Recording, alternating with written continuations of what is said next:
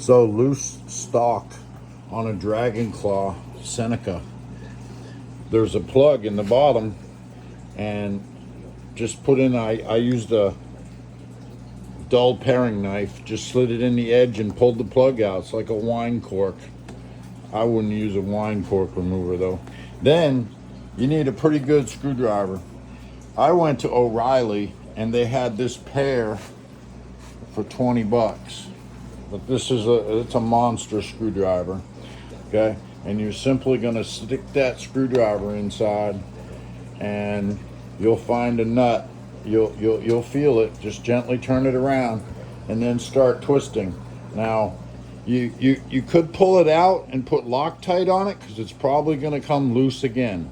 This gun gets a lot of shock when it fires, but I'm gonna circumvent that a little bit, and I'm tightening it all the way, and then I'm gonna drop in maybe a quarter teaspoon of vegetable oil down that hole, and that will help the wood swell up and stop it from drying out, and tighten it up a little bit more than what I'm going to tighten it with the screwdriver.